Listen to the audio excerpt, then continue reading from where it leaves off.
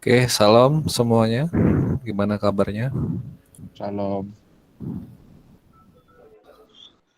Salam. Oke, hari ini kita pertama meneruskan yang minggu lalu masih belum selesai ya untuk menghafal nama kitab. Bapak mulai dari Hansel dulu. Saya Pak. Ya, dinyalakan Hmm, kameranya.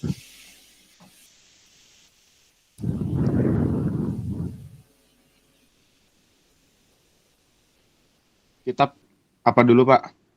Dari pertama sampai terakhir. Perjanjian lama. Ya, Kejadian, Keluaran, Imamat, Bilangan, Ulangan, Yosua, yang Hakim, Hakim. yang bahasa Inggris, Hansel. Mah, nggak tahu saya Pak. Tuh, kan tugasnya bahasa Inggris tugasnya. Ah iyalah. Mm-mm. Coba tanya yang lain. Nggak lihat tugasnya saya Pak. Esther nggak ada ngasih tahu. Nggak ada. Ya udah. Eh, Sementara yang itu dulu deh yang bahasa Indonesia minggu depan yang bahasa Inggris. Oh ya. Eh, Mulai Pak. Hmm. Kejadian, Keluaran, Imamat, Bilangan, Ulangan, Yosua, Hakim, Hakim, Rut, 1 Samuel, 2 Samuel, 1 Raja-Raja, 2 Raja-Raja, 1 Tawarik, 2 Tawarik, Ezra, Nehemia, Ester, Ayub, Mazmur, Amsal, Pengkhotbah, Kidung Agung, Yesaya, Yeremia, Ratapan, Yehezkiel, Daniel, Hosea, Yoel, Amos, Obadja, Yunus, Mika, Nahum, Habakuk, Zefanya, Hagai, Zakaria, Maleaki. Perjanjian barunya Matius, Markus, Lukas, Yohanes, Kisah Para Rasul, Roma, 1 Korintus, 2 Korintus, Galatia, Efesus, Filipi, Kolose, 1 Tesalonika, 2 Tesalonika, 1 Timotius, 2 Timotius, Titus, Filemon, Ibrani, Yakobus, Petrus, 1 Yohanes, 2 Yohanes, 3 Yohanes, Yudas, Wahyu. Oke. Minggu depan yang bahasa Inggris ya, jangan lupa ya. Ya Pak. Berikutnya Joshua. Joshua. Berapa? Genesis, Exodus, Leviticus, Numbers, Deuteronomy, Joshua, Judges, First, itu Pak boleh apa yang satu duanya itu bahasa Indonesia aja Pak? Bahasa Inggris dong. First, Second Samuel, First, Second King, First, Second Chronicles, Ezra, Nehemia, Esther, Job, Psalms, Proverbs, Executive, apa itu Pak? Executive itu Pak. Ya, Awalnya tuh Ecclesiastes. Ezekiel, Solomon, Isalah, Yeremia, ntar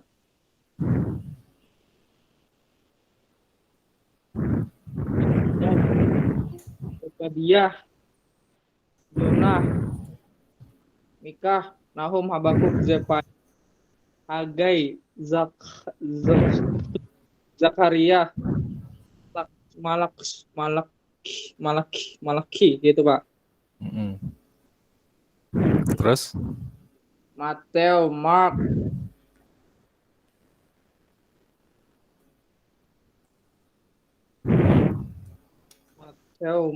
Luke, Mateo, Mark, Luke,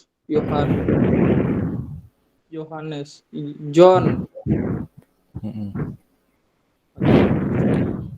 Lukas, Yohanes,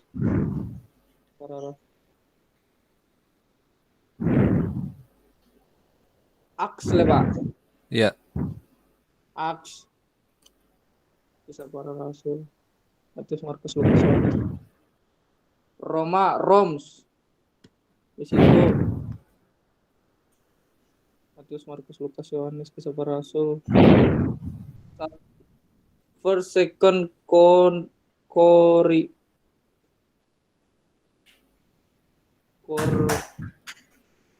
nggak tahu bahasa Inggrisnya Pak.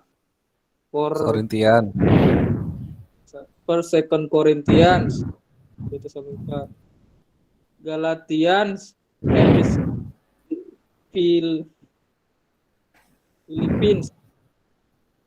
Filipina. Di situ Kolosia, itu Yohanes Kisah Para Rasul.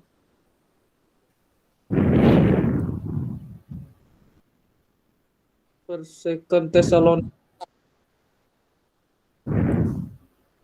first Timothy, itu Timotius, Titus, Filemon tuh Filemon, Hebreu,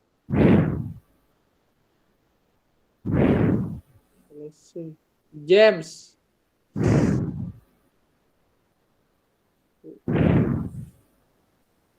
one second Petrus,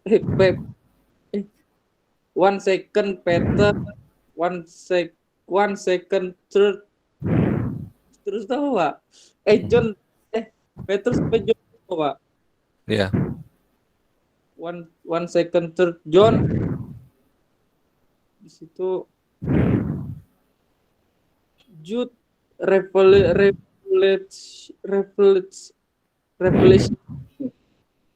Ada Pak. Ya. Selanjutnya Weli Ade Hosea. Mulai Pak. Ya. Genesis, Exodus, Leviticus, Numbers, Deuteronomi, Joshua, Judges, Ruth, First Samuel, Second Samuel, First King, Second King, First Chronicle, Second Chronicle, Ezra, Nehemia, Esther, Job, Psalms, Proverbs, Ecclesiastes, Song of Solomon, Isaiah, Jeremiah, Lamentation, Ezekiel, Daniel, Hosea, Joel, Amos, Obadiah, Jonah, Micah, Neham, Habakuk, Sebenaya, Hagai, Zakaria, Malaki. Oke. Perjanjian Baru, Matthew, Mark, Luke, John, Romans, First Corinthians, Second Corinthians, Galatian, Ephesians, Philippians, Colossians, First Thessalonians, Second Thessalonians. Apa ya? First Second Thessalonians. Habis itu ya Pak. Oh, First Timothy, Second Timothy, Titus, Philemon, Hebrew, James, First Peter, Second Peter, First John, Second John, Third John, Jude, Revelation. Oke. Udah Pak. Udah. Yuk. Ya. Selanjutnya Christian.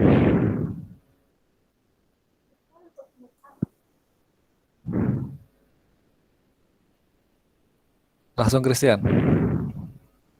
Genesis, Exodus, Leviticus, Numbers, Deuteronomi, Joshua, Judges, First Second Samuel, First Second Kings, First Second Ezra, Nehemia, Esther, Job, Psalms, Proverbs, Song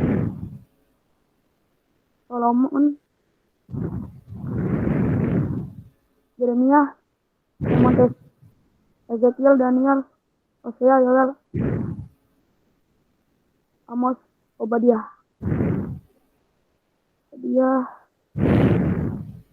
Jonah, Mika, Nahum, Habakuk, Sefanya, Zakaria, Melaki. Barunya saya belum hafal Pak. Nah, kenapa kok belum? Dicoba dulu. Mark, Luke, John. Belum hafal saya Pak. Wah, gimana ini? Susah, Pak. Deborah,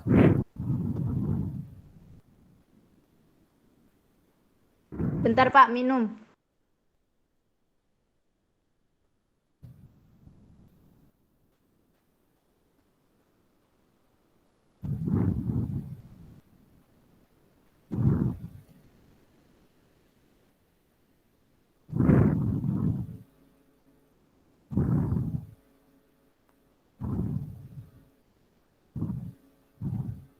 Dari perjanjian lama Pak. ya. Genesis, Exodus, Leviticus, Numbers, Deuteronomy, Joshua, Judges, Ruth, First Samuel, Second Samuel, First Kings, Second Kings, First Chronicles, Second Chronicles, Ezra, Nehemia, Esther, Job,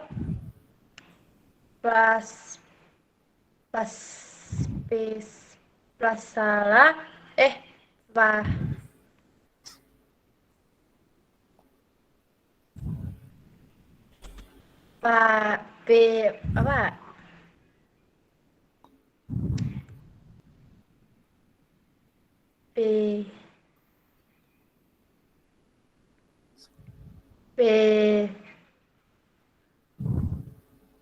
Apa Pak?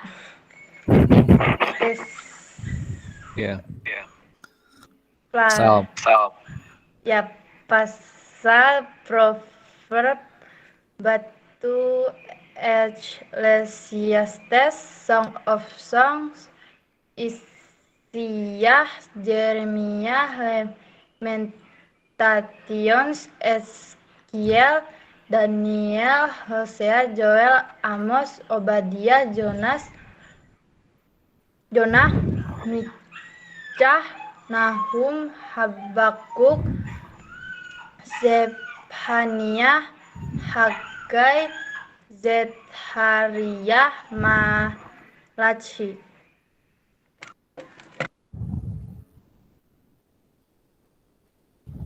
Pinjam baru. Matthew, Mark, Luke, John, batu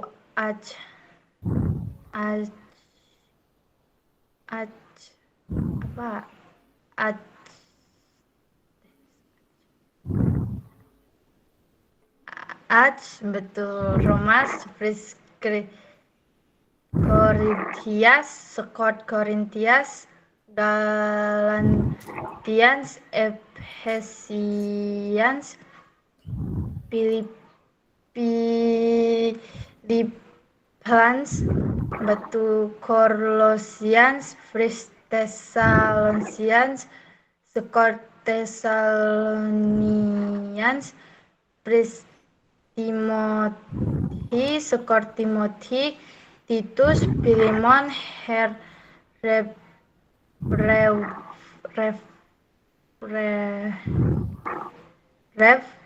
batu James, First Father, Second Father, First Josh,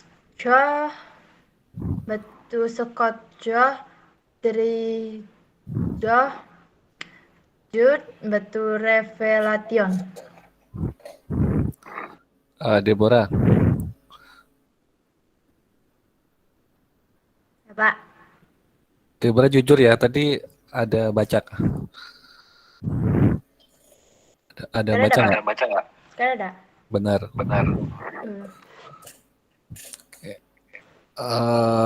Ciko sekarang.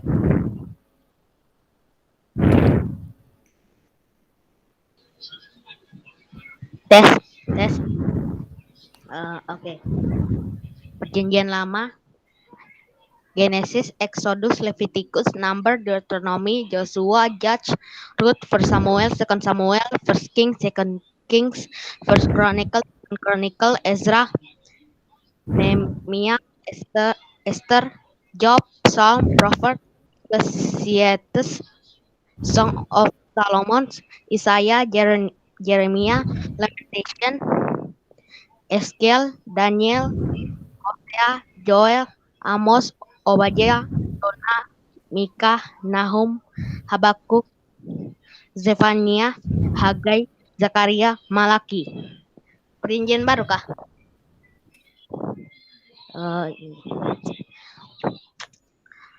Matthew, Mark, Luke, John, Act, Roman, First Corinthians, Second Corinthians, Galatians, Ephesians, Philippians, Colossians, First Thessalonians, Second Thessalonians, First Timothy, Second Timothy, Titus, Philemon,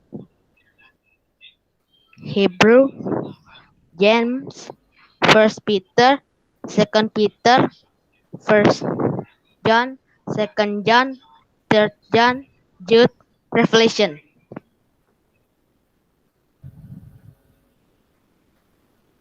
Selanjutnya Gia Mareta.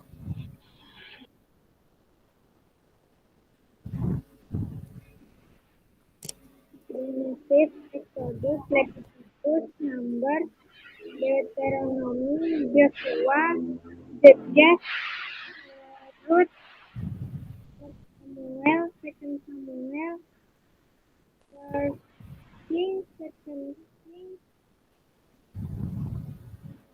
First Chronicle, Second Chronicle, Ezra, Nehemiah, Esther, Psalms, Proverbs,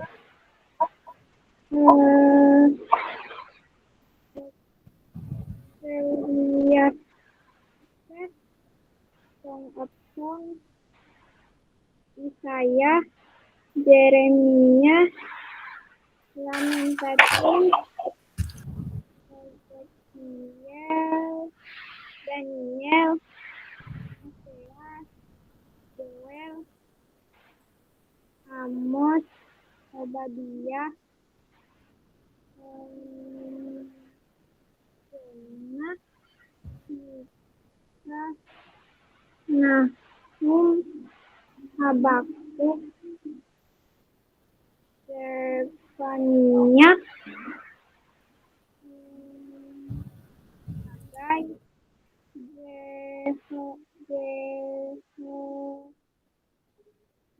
Zechariah, Malaki, Matthew, Mark, Luke, John,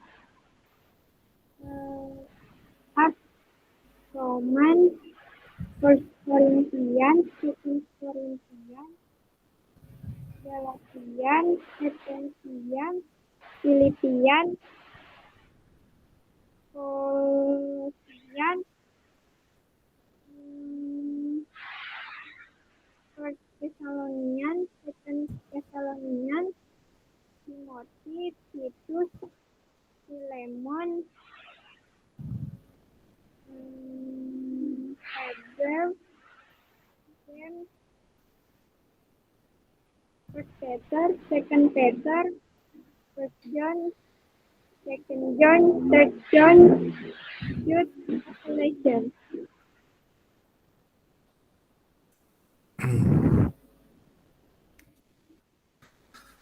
Oke, tinggal Nandia yang belum ya. Nandia belum pernah kelihatan. Oke, di sini ada yang tidak masuk, ada 2 orang ya, Nandia dan Girik.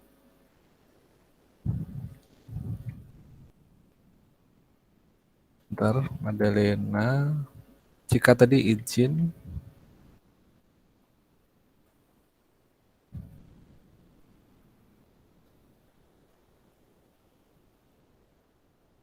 Welly, Girik tadi ada izin nggak?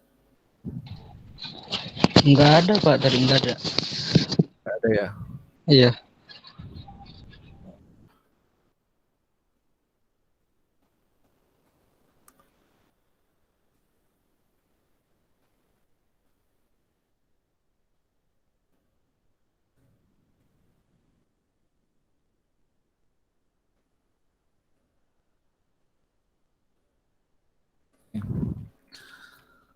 Baik, hari ini Bapak mau meneruskan sedikit tentang naskah Alkitab ya. Naskah asli Alkitab.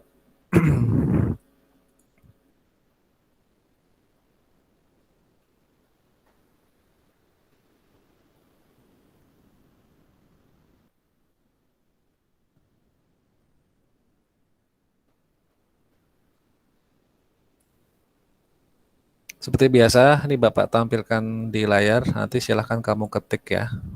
Ketik apa namanya? Tulis di buku masing-masing. Jadi nggak perlu Bapak perintahkan nulis. Kalian sudah inisiatif sendiri ya, sudah besar, sudah bisa berinisiatif. Kalau ada yang penting silahkan ditulis. Nah, untuk naskah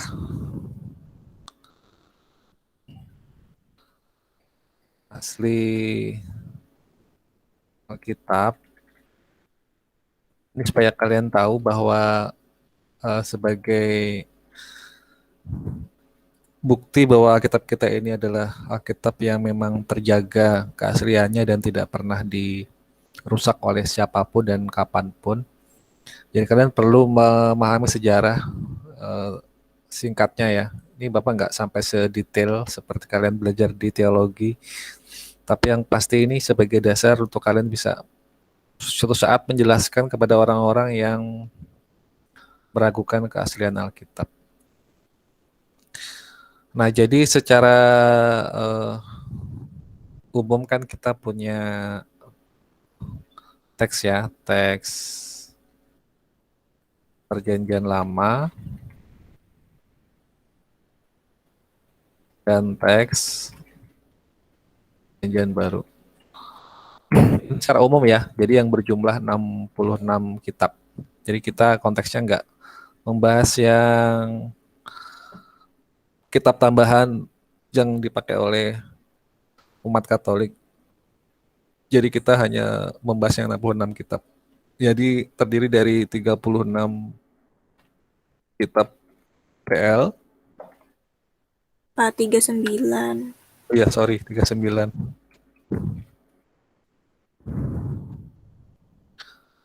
Dan 27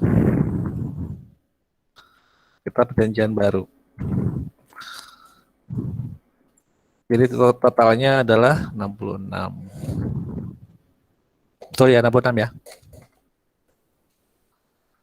Oke, jadi untuk Perjanjian Lama itu teks naskah aslinya itu dalam 3 bahasa ya, atau 3 macam. Yang pertama adalah namanya Targum. Targum itu bahasa Aram. Bahasa Aram. Yang kedua adalah Septuaginta. Bahasa Yunani.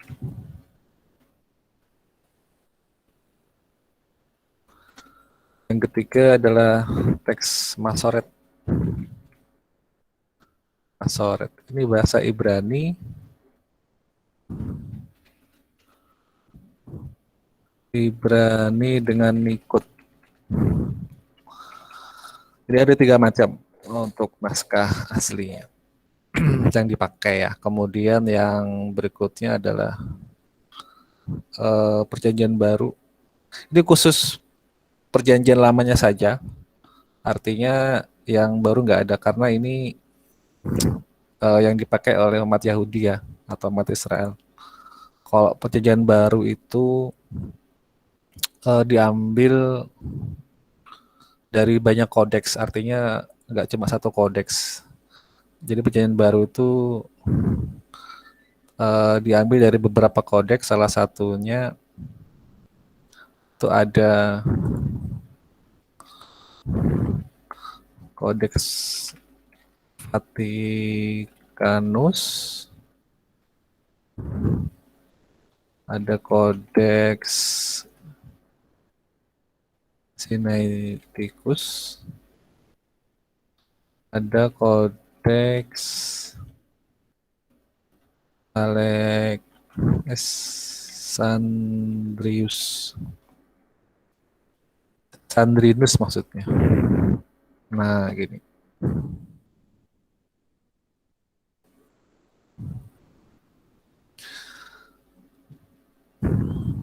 Nah, ini di apa namanya tercatat ini dalam masa tahun 331 Masehi ya, zaman Konstantin, Kaisar Konstantin yang pertama. Ini teks-teks yang dikumpulkan dari kodeks untuk penyusun perjanjian baru. Kemudian kalau Alkitab lengkap, teks Alkitab lengkap ya,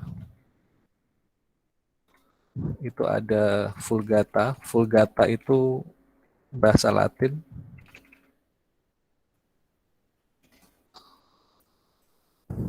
Bahasa Latin itu sangat terkenal dulu ya di awal-awal apa namanya pemerintahan di Vatikan menggunakan bahasa Latin. Bahkan sekarang pun di Vatikan tuh masih menggunakan bahasa Latin untuk ibadah mereka. Nah, yang kedua adalah bahasa Armenia.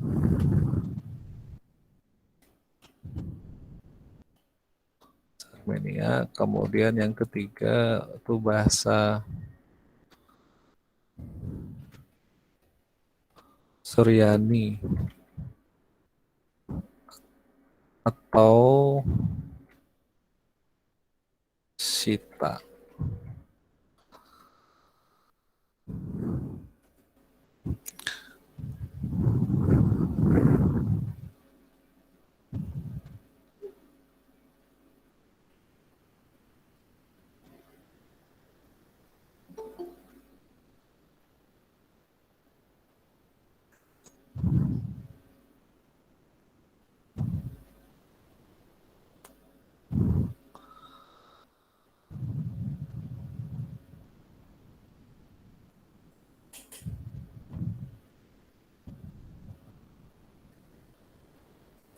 Nah, untuk lain sebenarnya masih banyak. Misalnya ada kodeks Bizantin misalnya ya, itu juga ada. Jadi cuma Bapak nggak secara detail menampilkan semuanya ya, karena itu sangat sangat panjang penjelasannya.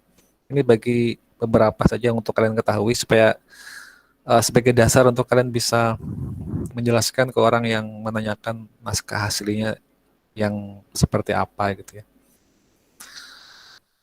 Nah, kemudian sekitar setelah periode reformasi apa namanya Katolik ya oleh Martin Luther, itu terkenal ada teks atau naskah namanya Textus Receptus. Textus Receptus ini digunakan sebagai dasar untuk menerjemahkan versi bahasa Inggris yaitu King James atau KJV ya, King James Version. Nggak ada yang tahu ya. Itu dirilis tahun 1611. King James Version itu yang sampai sekarang sebagai acuan utama dari beberapa Alkitab, sebagian besar yang versi bahasa Inggrisnya. Jadi kalau kalian mau belajar Alkitab versi Inggris, disarankan pakai yang versi King James ya, karena ini adalah terjemahan bahasa Inggris yang tertua, yang valid ini apa namanya terjemahannya. Ada beberapa Alkitab itu terjemahan bahasa Inggris tuh yang tidak valid, artinya kan gini ya, aliran kekristenan itu ada yang alirannya liberal. Liberal itu artinya dia ngakunya Kristen tapi sebenarnya bukan Kristen yang benar gitu loh. Ada yang beberapa hal yang diselewengkan. Nah, ada beberapa Alkitab yaitu yang terjemahannya adalah terjemahan para liberal. Salah satunya kalau kalian pernah tahu ya, Jesus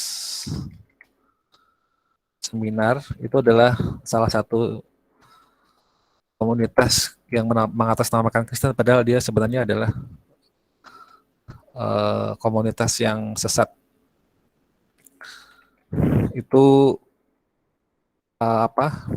mempunyai pandangan yang sangat nyeleneh atau tidak sama dengan Kristen pada umumnya. Sebagai salah satu contohnya mengatakan Yesus itu manusia biasa, Yesus itu lahir dari hubungan suami istri gitu ya. Nah itu salah satu dari sekian banyak pandangan Jesus Seminar. Jadi hati-hati kalau kalian mendapatkan sumber itu bisa jadi kalau yang nggak sesuai dengan Kristen bisa jadi karena hasil dari pandangan komunitas mereka ini. Namanya Jesus Seminar namanya.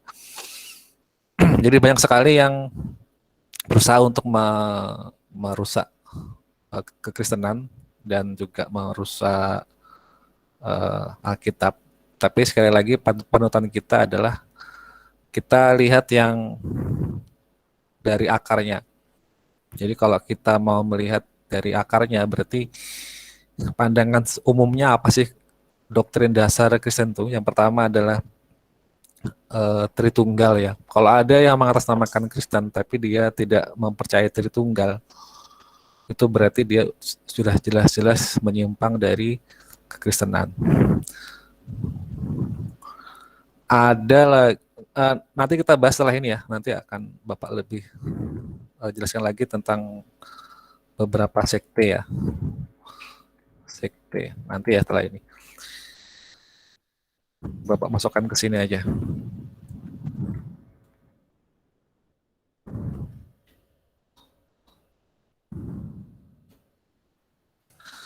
Oke, kemudian Textus Receptus ini juga ternyata ada saingannya. Oh, ini berbicara saingan ya, karena memang ada banyak tokoh-tokoh zaman dulu itu yang berusaha untuk menggali informasi tentang naskah Alkitab.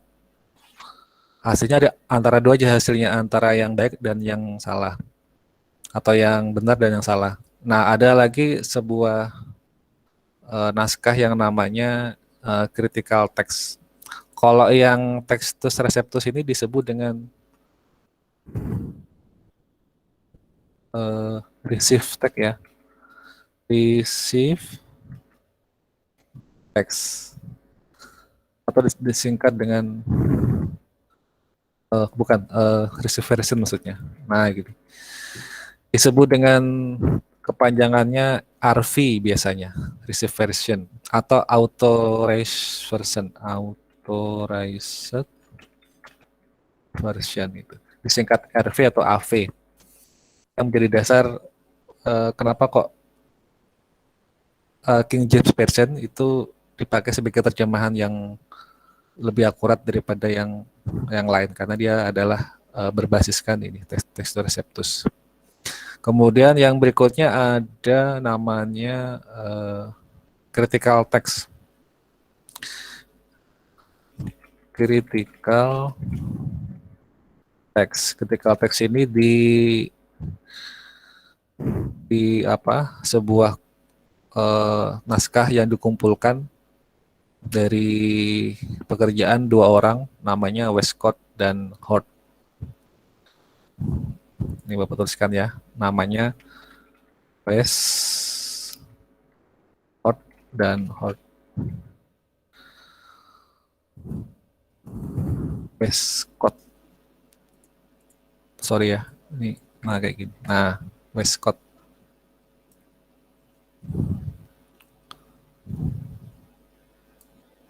Masih salah ini. Westcott. Nah, gitu ya, Westcott dan Hort. Ini nama dua orang yang disusun pada tahun 1881. 1881.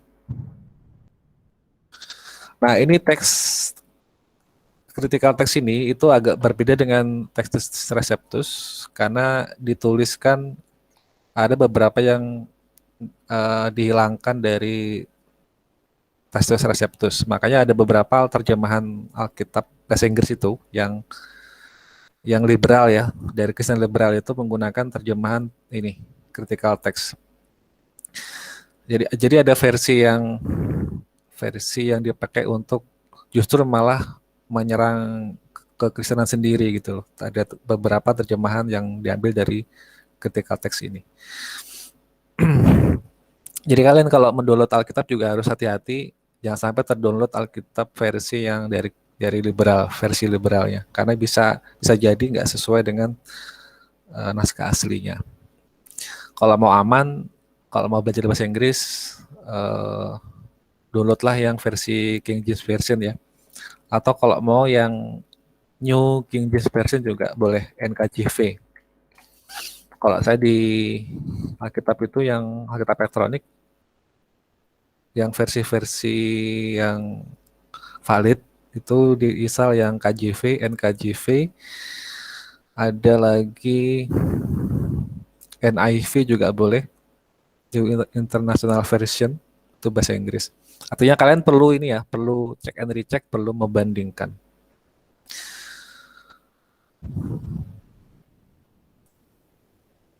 Oke, sekarang ini ya. Oke, sorry tadi belum Bapak sampaikan tahunnya ya. Tahun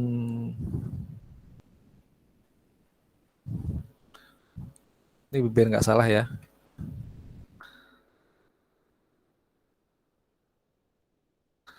Ini pada tahun 1466. Ini mulai dikumpulkan naskah-naskah ini, dikelompok-kelompokkan dari beberapa kodeks, salinan-salinan, kemudian dibentuklah sebuah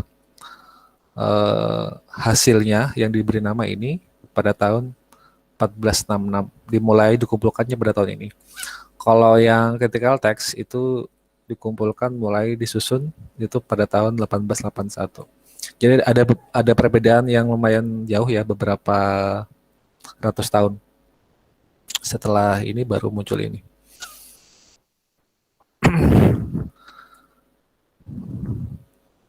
Ini baru yang naskah Alkitab yang asli ya, yang disebut dengan istilah kanon atau kanonisasi. Kanon itu artinya tongkat dalam bahasa Yunani ya, tongkat pengukur. Jadi kalau ada istilah kanonisasi, kok salah sih? Kanonisasi itu berarti untuk mengukur atau menilai naskah yang benar atau yang salah itu pakai ini. Jadi yang Alkitab yang kamu pegang sekarang itu, yang jumlahnya 66 kitab, itu sudah melalui tahap yang sangat panjang ya, namanya tahapan kanonisasi. Jadi kalau kalian menemukan Alkitab di luar itu disebut dengan kitab apokrif namanya. Namanya kitab apokrif. Apokrif itu berarti kitab yang palsu. Kalau kalian kalau menemukan selain kitab yang terkumpul 66 itu. Sebagai contoh itu ada namanya, mungkin kalian pernah dengar ya, ada namanya Injil Barnabas. Ya kan? Ada Injil Filipus gitu. Kita singgung minggu lalu ya. Ada Injil Thomas, ada Injil Yudas gitu ya. Ada Injil Maria. Nah, ini semuanya adalah Injil palsu. Jadi kalau kalian nanti suatu saat ditanyakan tentang Injil selain 4 itu, Matius, Markus, Yohanes, itu jelas-jelas Injilnya palsu. Terus bagaimana Pak cara menilai palsu atau enggak? Masih kan enggak waktu Bapak sampaikan minggu lalu tentang bagaimana cara membedakan mana asli mana palsu? Salah satunya apa? Dari usia penulisan. Kalau yang asli nggak boleh lebih dari berapa tahun? 100 tahun Masehi. Jadi kalau ada kitab yang ngaku-ngakunya adalah Injil misalkan, tapi ditulisnya sudah melebihi tahun 100 Masehi, itu jelas-jelas sudah tidak bisa dijamin keasliannya. Karena apa?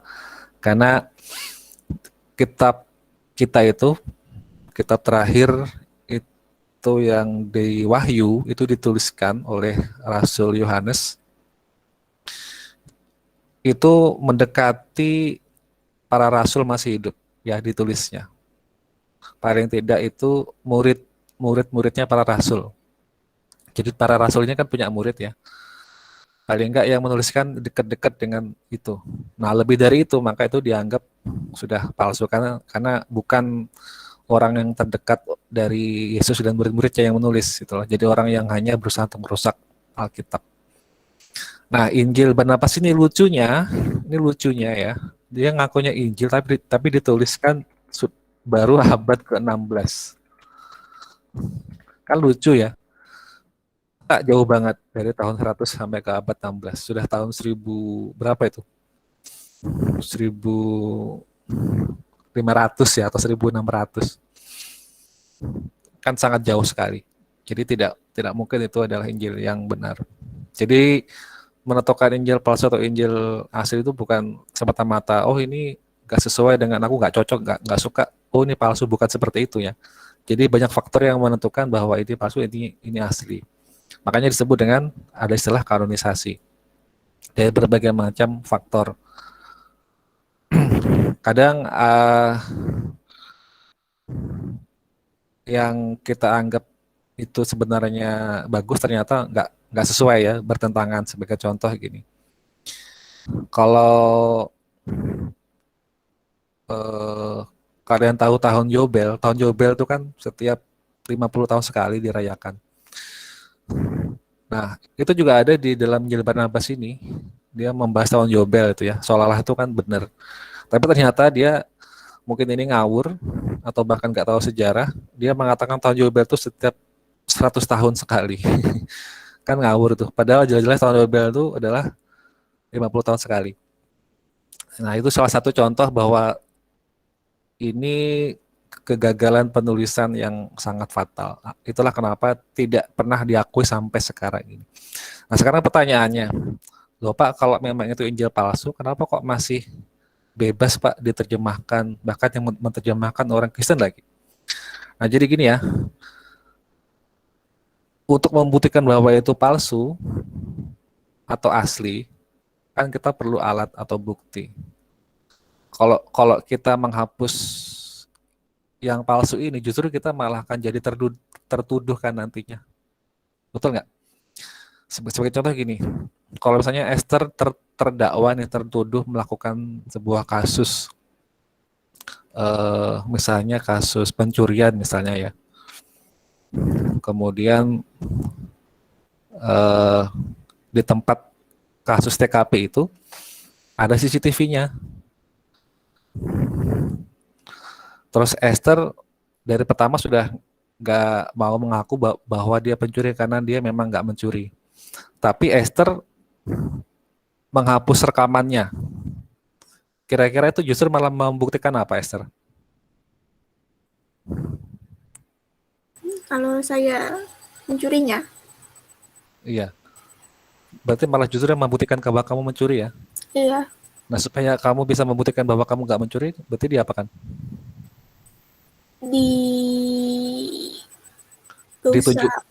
Ditunjukkan kan buktinya. Iya. Nah, sama dengan ini. Kenapa kok kitab palsu apokrif ini kok nggak dihapus saja, Pak? Ya justru malah kalau dihapus kita malah seolah-olah menyembunyikan fakta bahwa itu palsu gitu. Justru kita harus bongkar. Makanya banyak sekali, kalau kalian mungkin pernah baca di Gramedia atau di toko buku, pernah ketemu Injil Barnabas itu ya. Ada terjemahan bahasa Indonesia. Itu justru yang pertama kali menerjemahkan malah orang Kristen yang menerjemahkan. Buat apa Pak? Ya buat ini untuk sebagai pengetahuan bahwa ini loh ada yang palsu ngakunya asli, makanya kita bedah sama-sama, kita terjemahkan betul nggak gitu loh. Jadi semua orang bisa tahu bahwa itu palsu gitu ya. Jadi nggak serta merta kita bakar gitu, nggak. Justru malah kita obok-obok malahan.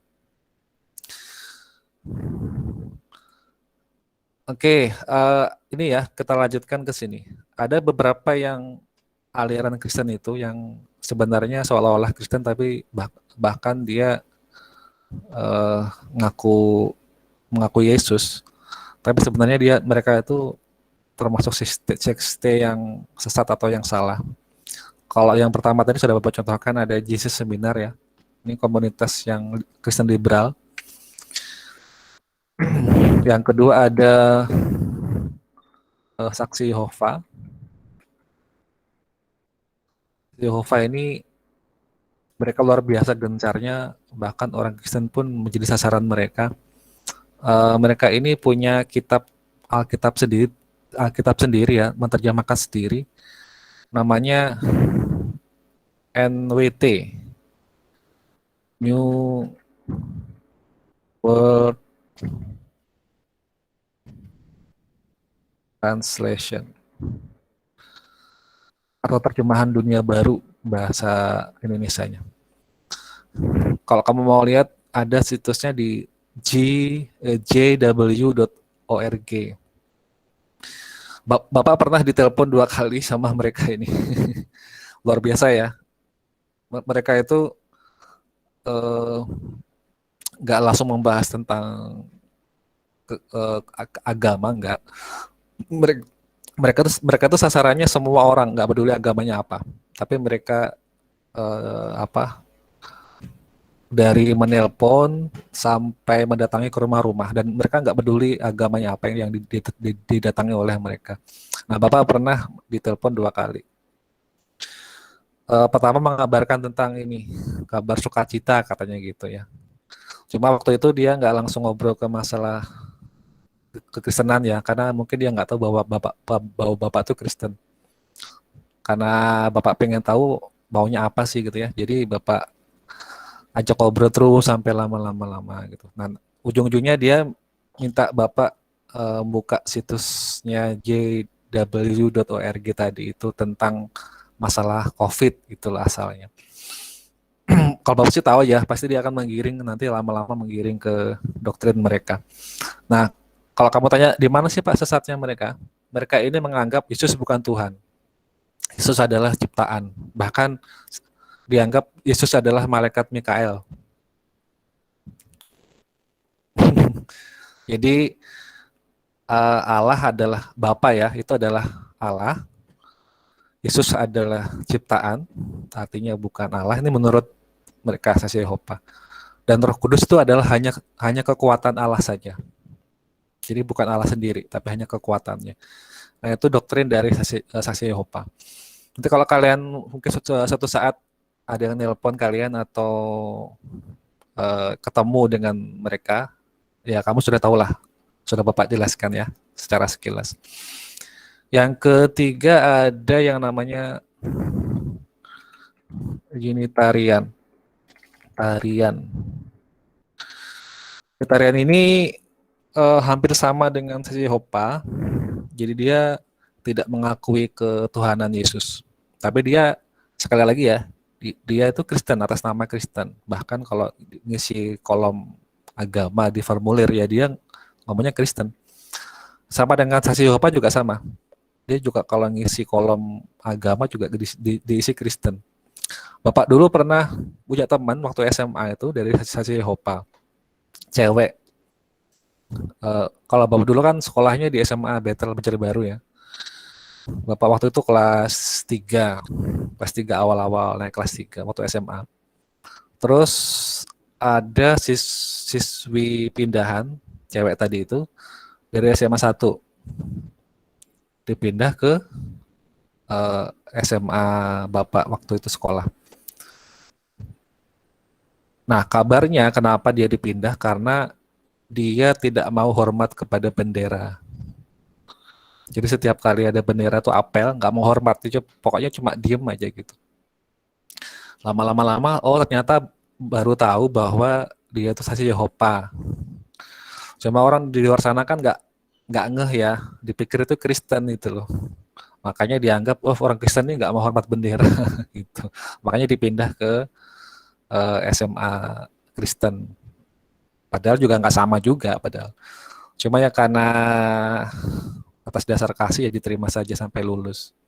Cuma dia memang ini ya, nganggapnya memang beda dengan Kristen. Karena dia bapak nanya dia sendiri secara langsung, karena memang beda doktrin. Ya tadi itu yang Bapak sampaikan tadi, Yesus itu bukan sebagai Tuhan bagi mereka, cuma ciptaan. Yang tiganya ada Unitarian. Unitarian ini mirip seperti itu. Kalau ini sebenarnya sangat kompleks ya, Bapak sampai susah menjelaskan ini, karena sangat kompleks ini. Unitarian itu mungkin versi lain dari kalau dalam bahasa Inggris itu oneness. Oneness itu apa ya bahasanya ya? Hanya satu. Kalau dalam agama Islam ya tauhid lah gitu loh. Kristen tauhid istilahnya.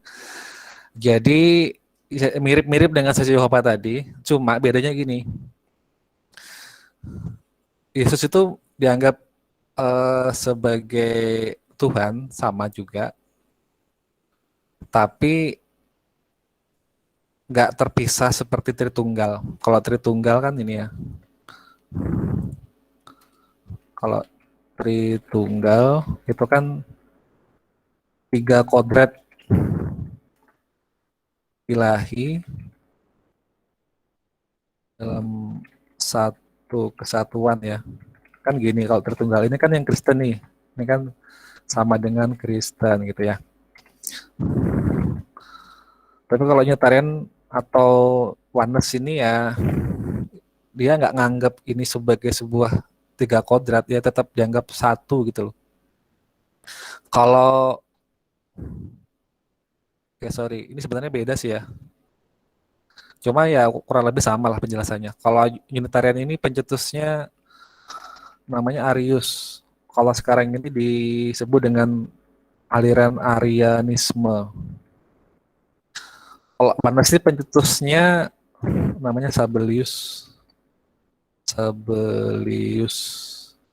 Disebut dengan Sabellianisme. Jadi ini agak beda, tapi ya sebenarnya kurang lebih sama sih. Tapi kalau kamu mau bedah lebih lanjut, nanti bisa belajar di STT di sekolah teologi baru bisa membedah secara lebih rinci. Cuma kalau ukuran kalian ya nggak perlu lah ya, sampai sini aja cukup.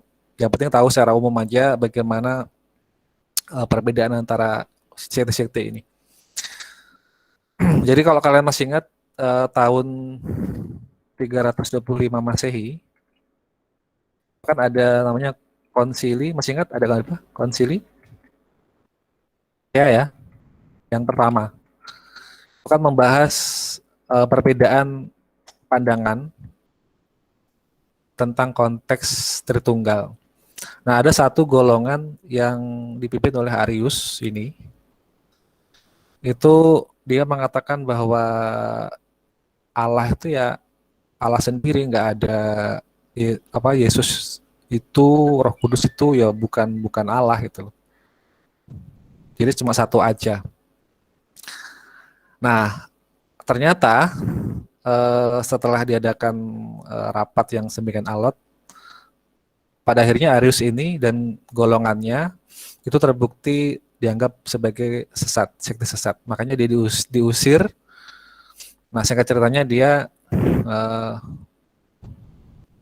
terasing ke negara lain. Pada akhir sampai hidupnya, Arius ini nggak mengakui Yesus adalah Tuhan, gitu loh. Jadi dia hanya ngakui ya Allah satu, dinamakan tauhid, gitu loh. Ya kamu tahu sendiri lah yang memegang tauhid itu agama apa ya. Nah itu sebenarnya dari Arius ini, tuh, ajaran tauhid itu dari sini. Nah kalau yang Sabellius ini, dia pandangannya beda dengan Unitarian ya. dia menganggap Yesus itu dan Roh Kudus itu dan Bapa itu adalah satu kodrat gitu loh. Maksudnya nggak terpisah jadi tiga tuh nggak. Jadi kalau kalau kita anggap Yesus Tuhan ya memang dia Allah yang satu.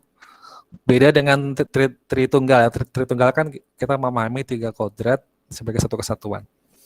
Mungkin sampai sini kamu bingung ya memahami ini ya. Oke, nanti setelah ini kita buka diskusi. Nah, ada lagi satu lagi namanya atau apa, bukan doktrin sih, ini namanya aliran lah ya.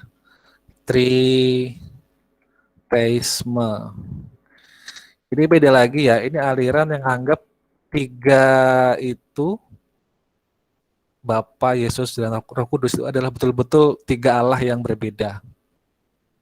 Tiga pribadi dan tiga Allah. Jadi bukan sebagai sebuah kesatuan. Nah, makanya ada namanya apa ya? Politeisme lah ya. Sama dengan menyembah Allah yang banyak, lebih dari satu. Nah, kalau kamu nanti mau tahu lebih banyak, nanti bisa cari di beberapa artikel yang ada. Bahkan ini juga ada bukunya. Itu banyak sekali pengajaran-pengajaran yang tritheisme itu. Ada yang menganggap Maria itu adalah sebagai salah satu Allah. Maria Bunda Yesus itu sebagai salah satu Allah. Makanya mereka mengatakan Allah Bapa, Allah Maria, dan Allah Yesus. Jadi sebagai tiga Allah yang berbeda. Makanya mereka memuja Maria sebagai Allah, sebagai Tuhan. Itu juga termasuk aliran bidat ya, aliran sesat yang menyeleweng dari Kristen. Itu sangat banyak, kalau kalian mau tahu, mungkin di sekitar kita pun ada yang seperti itu. Tapi mungkin kita nggak sadar. Kalau di Parigin mungkin nggak terlalu nampak ya, bahkan mungkin hampir nggak ada. Tapi kalau kalian ke kota-kota besar, itu sangat banyak mereka di mana-mana dan nggak kelihatan. Jadi harus hati-hati dan harus waspada. Karena sekarang ini sudah banyak ya, mereka sudah mulai terang-terangan menyebarkan doktrin mereka. Cuma yang kalau mau aman ya tetap kita memegang ini. Ini karena prinsip utama Kristen ya ini. Sampai sini ada pertanyaan?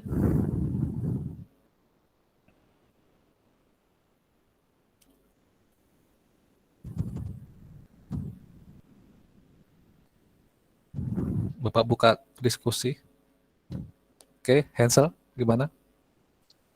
Yang ortodoks itu apa Pak kemarin? Nah, ortodoks itu aliran Kristen mula-mula. Oh, berarti yang awal mulanya Pak, yang paling tua gitu Pak. Betul, sebelum teologi barat itu kan lebih dulu teologi timur ya. Dari Timur Tengah, dari Mesir. Itu kan salah satu pelayanannya para rasul di situ. Ada lagi Kristen Koptik, ada juga. Ya, jadi ada Koptik, ada Ortodok. Jadi mereka kalau ibadah ya nggak sama dengan Kristen yang kita kenal ya. Kalau Kristennya kita kan yang di negara kita ini, itu kan sebenarnya diadopsi dari Kristen Eropa dan Kristen Barat. Teologinya teologi Barat. Ya, jadi sebenarnya teologi Barat itu kan dia sudah terima jadi gitu ya, ibaratnya.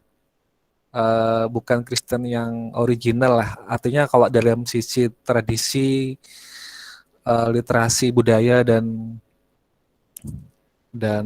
naskah-naskah yang sebagai acuan itu sudah dibuat oleh sebelumnya. Nah, sebelumnya itu siapa ya? Dari teologi timur tadi itu. Cuma kebanyakan karena perbedaan budaya ya. Kalau orang-orang barat itu kan nggak semuanya memahami tentang budaya dari Timur Tengah. Makanya ada beberapa yang mungkin kita pahaminya beda.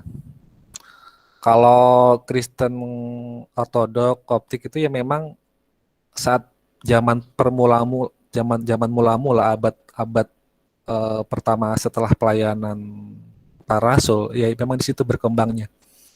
Sebelum Islam lahir pada abad ke-6, lebih duluan peradaban Kristen di Timur Tengah itu di Arab itu sudah ada. Jadi mereka kalau ibadah ya pakai bahasa-bahasa lokal di situ. Kalau Arab ya bahasa Arab, gitu ya. Yang pernah Bapak sampaikan yang dulu, mereka kalau mau berdoa ya mengucapkan doa Bismi Abi wal Ibni wal Ruhil Kudus gitu. Ya sama artinya dalam nama Bapa, Putra dan Roh Kudus. Pakai bahasa Arab. Kalau kamu mau lebih tahu banyak tentang Kristen Ortodok dan Koptik, bisa nanti cari di YouTube ya. Cari penjelasan dari Pak Bambang Nursena namanya. Dr. Bambang Nursena. Nanti ketik aja di pencarian Google. Itu akan sangat banyak penjelasan beliau yang sangat luar biasa tentang sejarah dan budaya dari Kristen Timur. Itu ya. Ada lagi?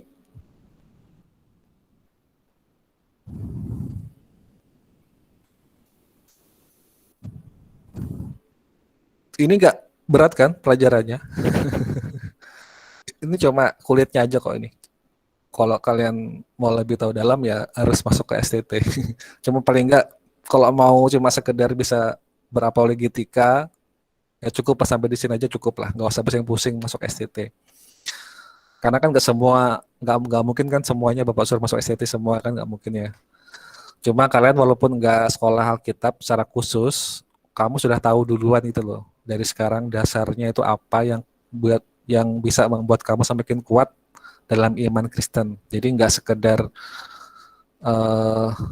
Kristen yang tahunya cuma Kristen doang, tapi ada kualitas yang kamu bisa banggakan dari diri kamu bahwa kamu lebih tahu, lebih banyak wawasan kamu luas tentang sejarah dan yang pasti adalah kitab suci kita sendiri. Nanti kalau kamu suatu saat berhadapan dengan orang-orang yang ingin menyerang iman kamu bisa jawab dengan benar. Kalau dituduh Alkitab kamu palsu nih, nah, ya kamu harus tahu harus bisa nanya balik. Memangnya yang asli yang mana gitu. Nah kamu jelaskan yang asli yang seperti ini, yang tadi Bapak jelaskan. Tapi ingat ya ini baru dasar saja. Tapi kalau untuk usia kamu ya masih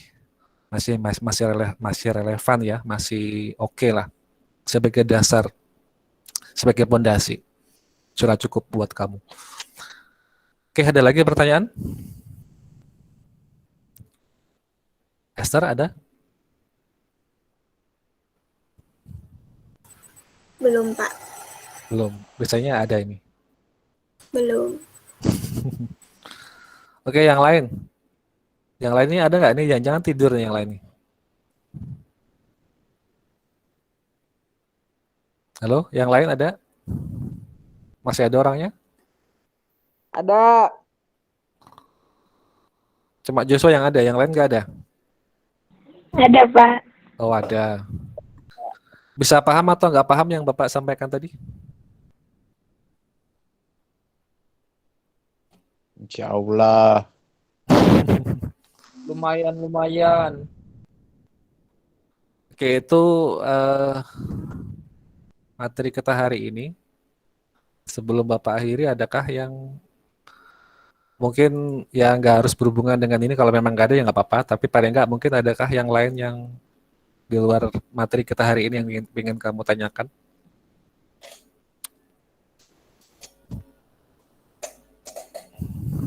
Nggak ada?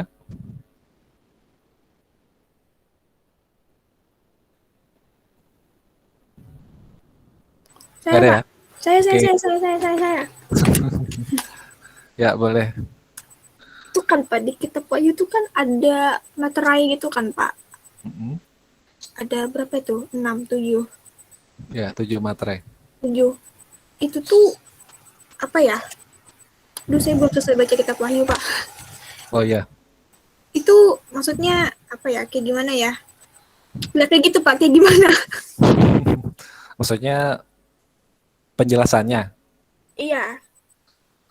Itu kan sebenarnya ini ya, melambangkan masa, melambangkan zaman atau masa. Kalau sampai materai ketujuh dibuka, itu kan berarti sudah berakhir masanya. Ada yang berpendapat kita ini sudah ke materi ke-6 nih, tinggal satu lagi materi dibuka. Kalau sudah materi ke-7 dibuka ya udah, sudah Tuhan Yesus datang. Jadi itu melambangkan masa. Nah, yang mana kira-kira? Yang mungkin lebih spesifik.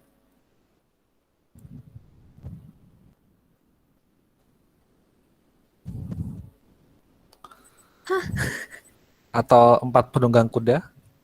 4 penunggang kuda udah, Pak. Oh, sudah ya. Ya, udah pernah saya tanyain.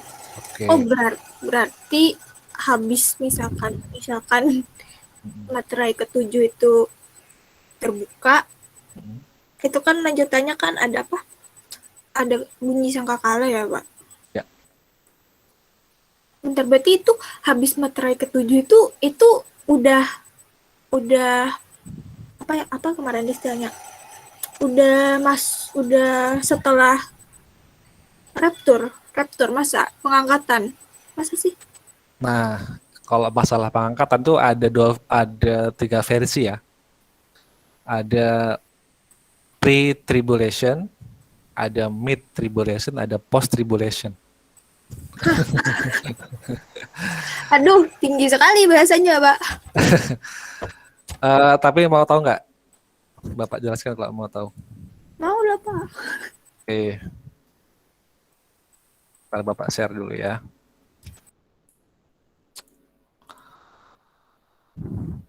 Cuma gini ya, setiap penafsiran kan memang semua orang nggak sama ya. Karena mungkin pertama tergantung masa dia dapat pewahyuannya saat zaman kapan. Kalau orang yang dapat pewahyuannya 10 tahun yang lalu dengan sekarang otomatis kan nggak sama lagi kan. Beda masa ya. Bagi zaman itu mungkin pas nih, tapi bagi zaman sekarang mungkin ada update informasi gitu loh. Artinya gini, ini kan Rasul Yohanes ini kan dapat penglihatan itu kan saat zaman belum ada hal-hal yang modern kan. Orang zaman dulu penafsirannya ya sebatas zaman itu. Abad-abad pertama itu kan ya tahun 100-an itu kan ya masih terbilang apa ya? Terbilang primitif lah. Artinya kan belum ada tersentuh modernisasi, kemana-mana harus naik kuda gitu ya. Makanya Allah kan memberikan mereka pewahyuan itu kan yang sesuai dengan zaman itu. Makanya ada istilah, ada penglihatan 4 penunggang kuda kan, bukan 4 penunggang mobil kan. Karena waktu itu belum ada mobil.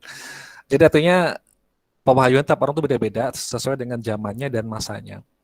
Nah, kalau untuk pewahyuan dari atau penafsiran untuk apa tadi namanya? Rapture ya, ini Bapak tuliskan.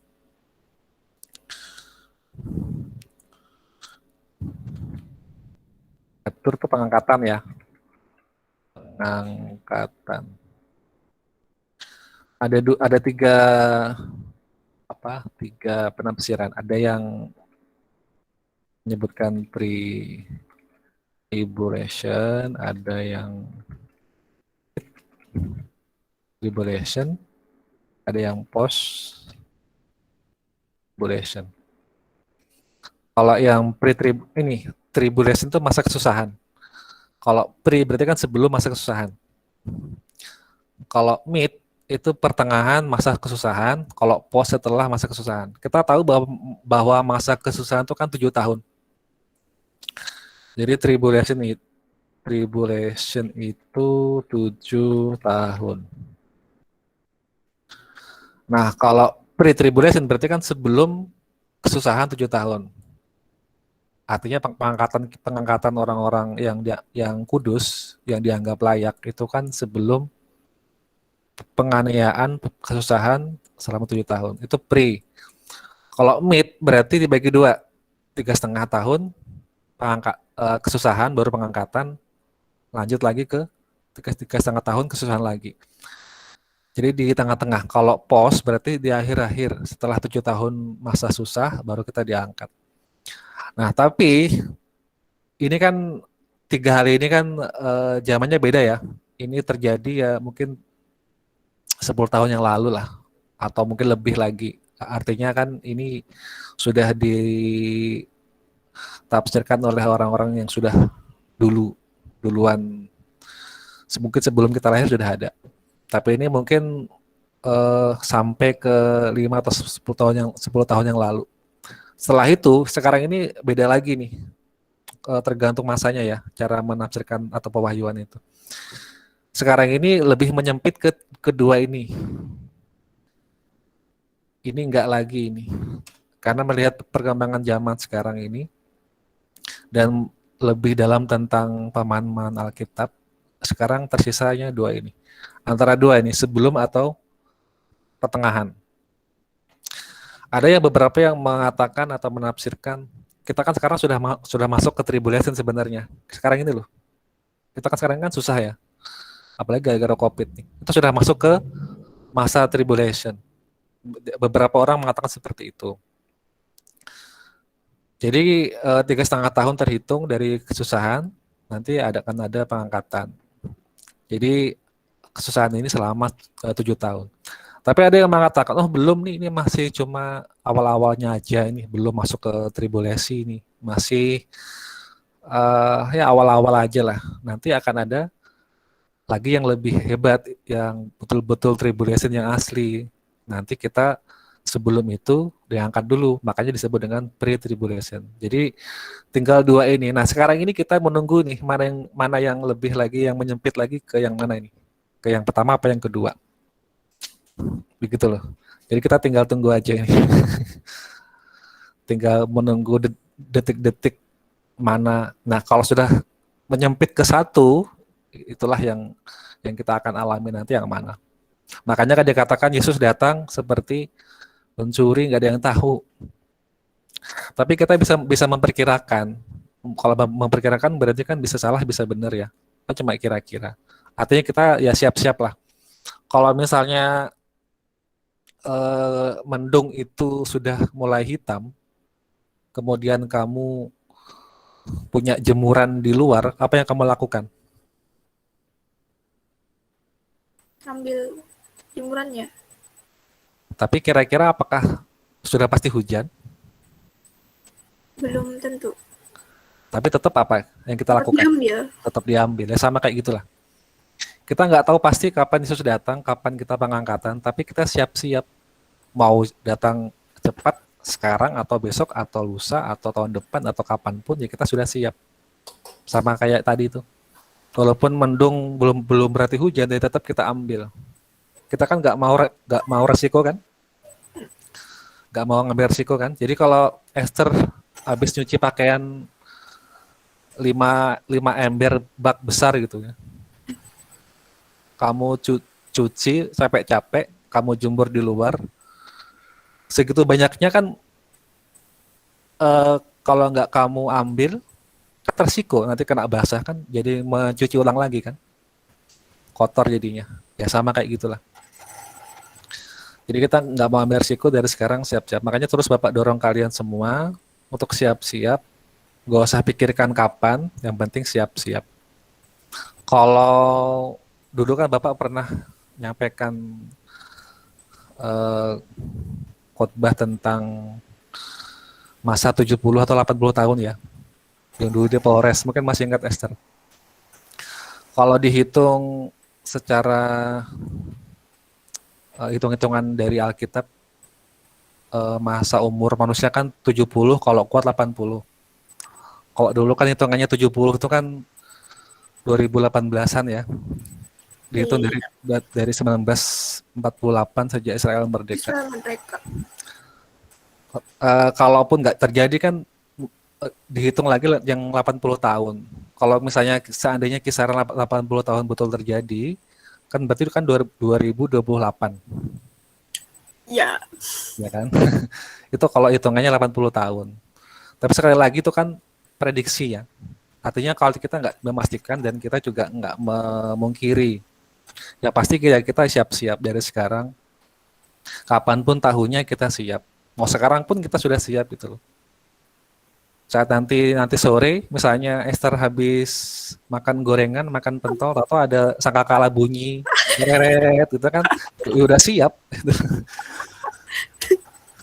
Udah siap gitu. Jadi nggak lagi takut. Karena kita kan sudah punya minyak dan pelita. Itulah kenapa Bapak terus dorong kalian selalu rajin baca Alkitab. Supaya apa? Supaya minyak kamu terisi.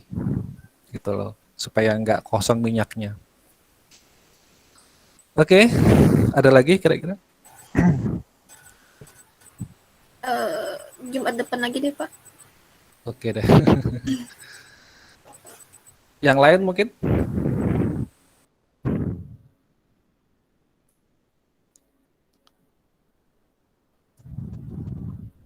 Halo? Ya udah, kalau nggak ada, nyalakan dulu kameranya sebelum kita akhiri.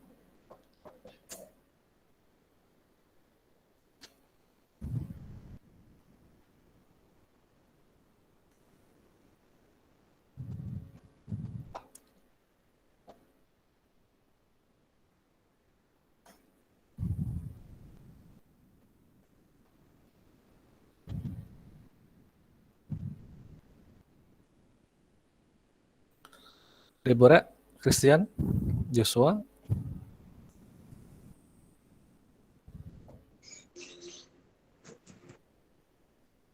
Dinyalakan. Deborah sama Christian. Halo, Deborah, ada?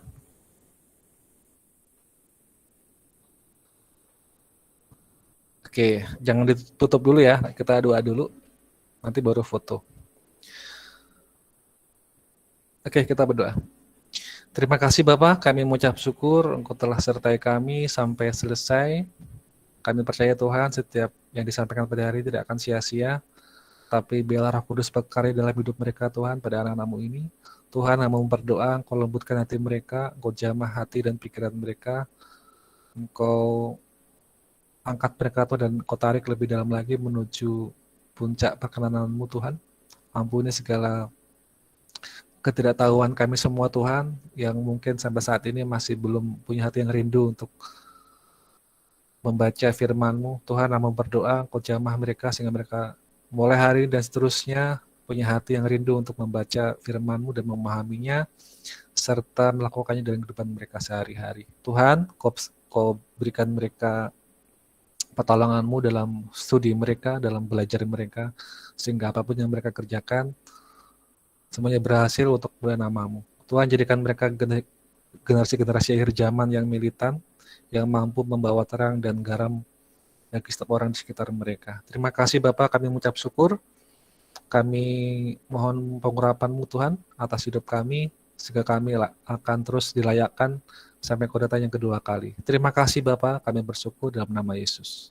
Amin. Oke, kita foto dulu. Bapak hitung sampai 49 ya. Oke, 1, 2, bentar, 1, 2, 3.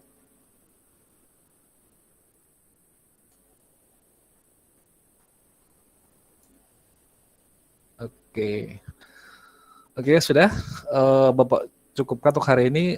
Jangan lupa minggu depan kita sementara masih daring ya.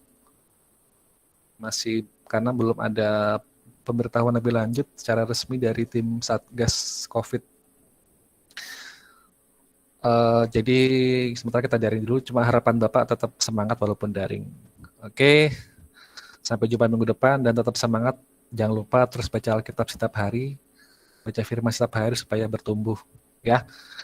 Oke, sampai jumpa lagi RF Top. Assalamualaikum. Dah. Stop. Halo. Thank you, Pak. Makasih banyak Pak. Ya, sama-sama.